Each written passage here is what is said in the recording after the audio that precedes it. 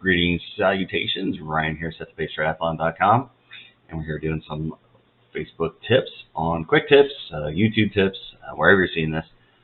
Doing some quick little tips about racing in the countryside. This came up kind of with Ironman University and Ironman coaching certification process.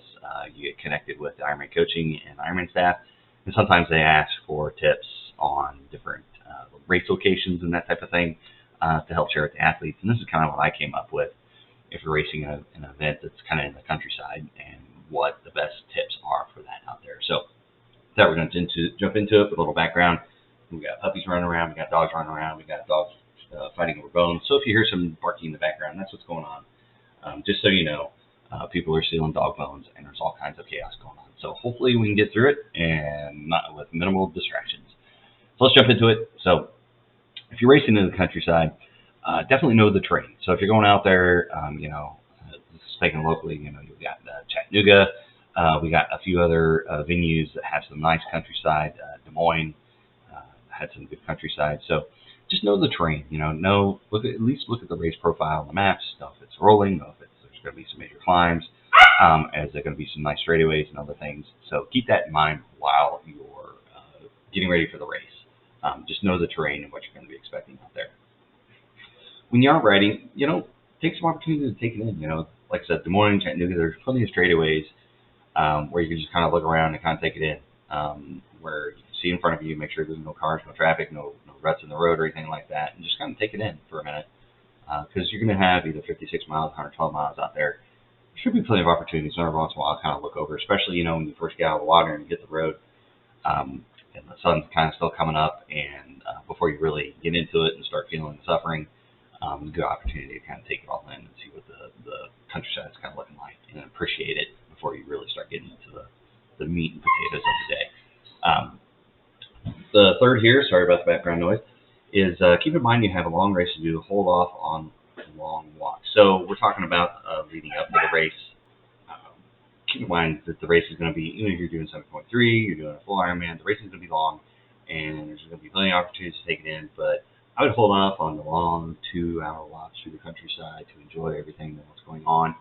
You're going to wear yourself out, and it's definitely not going to be helpful to you doing your race, so maybe that's something that you plan on doing after the race, a day or two after you've recovered a little bit. And especially it is good after an Ironman to keep moving, keep walking around, keep getting all that soreness out, and make sure that you're flushing all that stuff out of your muscles and plan your walks for that type of situation. But definitely don't be taking in the countryside doing long walks. Now, if there's like maybe a road tour or something like that, a tour bus going through, maybe that's the situation, but I definitely would avoid any long walks before the race.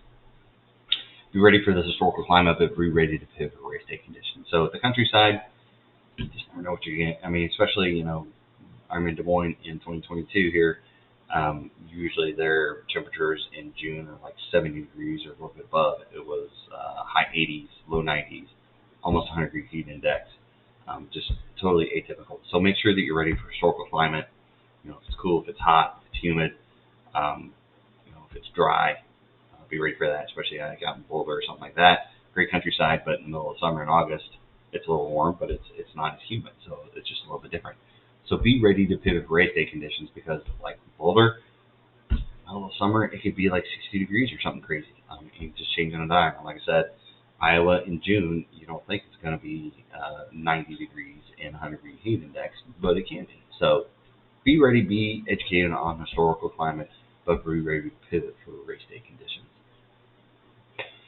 Number 5 there is important because everybody wants breathtaking views, for your countryside race or the beautiful venue or all those other things, and like, Coeur d'Alene, Lake Placid, and places like that are gorgeous.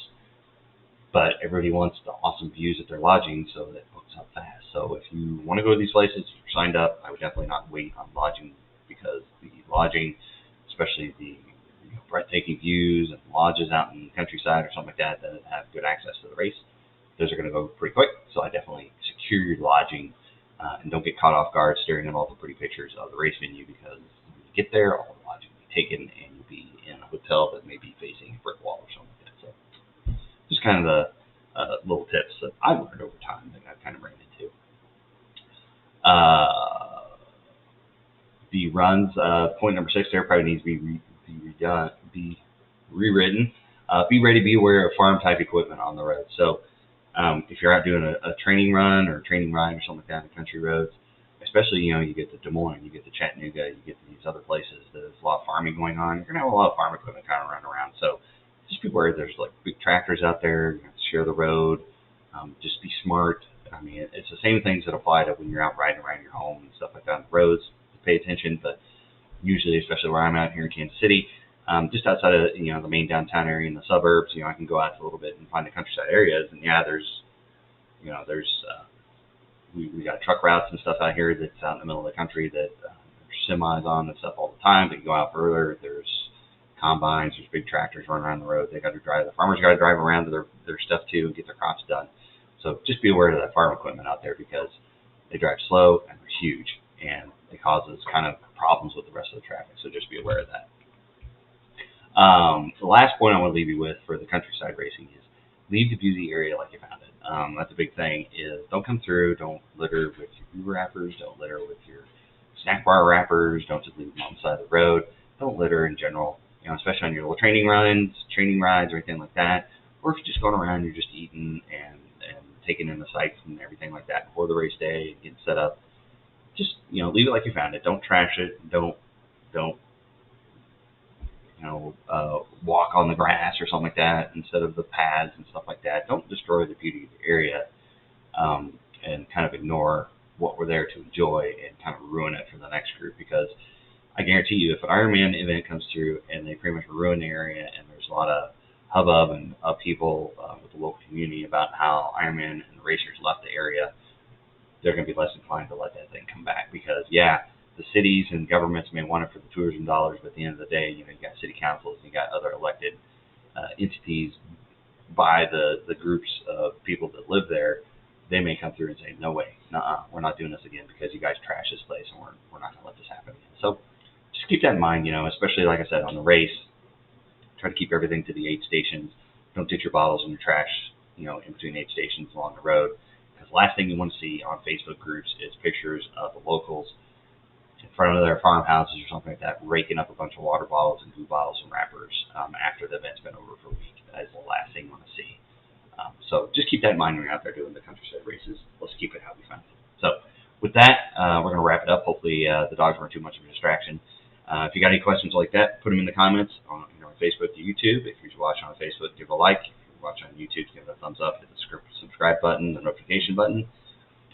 If you think I'd left anything out, if you have any questions, put them in those comments, and I get notifications. I'll go back and answer any questions that I can find out there. So with that, happy training out there, and hopefully you find the race venue with the best countryside